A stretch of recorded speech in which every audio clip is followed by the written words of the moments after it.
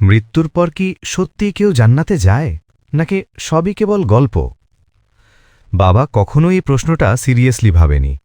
সে ছিল খুব ব্যস্ত মানুষ। নামাজ পরে পড়বে, কোরআন সময় নেই, সন্তানের সাথে সময় অফিসের পর দেখা যাবে। তার একমাত্র ছেলে ছিল ইয়াসার, বয়স মাত্র 6 বছর। সে প্রতিদিন মাগরিবের সময় বাবাকে ডাকত, আব্বু চল নামাজ পড়ি।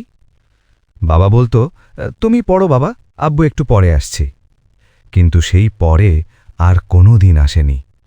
একদিন হঠাৎ ছেলে অসুস্থ হয়ে পড়ে, জ্বর, শ্বাসকষ্ট, হাসপাতালে নেওয়া হলো।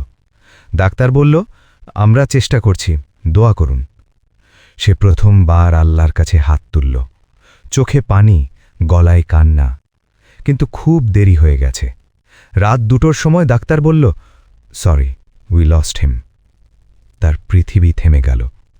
সে শুধু বলল, আমার ছেলে আমাকে শেষবার ডাকছিল। দাফনের পর রাতে বাবা স্বপ্ন দেখল।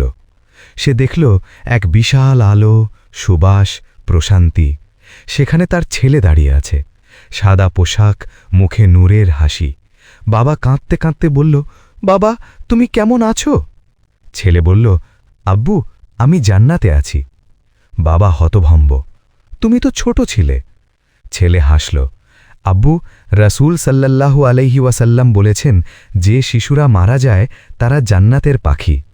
বাবা বলল, বাবা আমাকে সাথে নাও। ছেলে চোখ নামিয়ে বলল, আব্বু তুমি তো নামাজ পড়তে না। এই কথা শুনে বাবার বুক ফেটে গেল। ঘুম ভাঙল। বাবা কাঁদছে, জায়নামাজে পড়ে আছে। সে সেজদায় পড়ে বলল, হে আল্লাহ, আমার ছেলেকে তো তুমি জান্নাতে নিয়েছ, আমাকেও এমন বানাও যেন আমিও একদিন সেখানে যেতে পারি। সেই দিন থেকে সে বদলে গেল। ফজরের আজান শুনেই উঠে, কোরআন পড়ে, মসজিদে যায়, মানুষকে সাহায্য করে। সে বলে, আমি জান্নাত চাই, কারণ সেখানে আমার ছেলে আছে।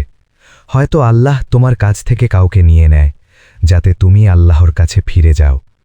শিশুরা জান্নাতে যায়, কিন্তু বাবা মা, তারা কি প্রস্তুত?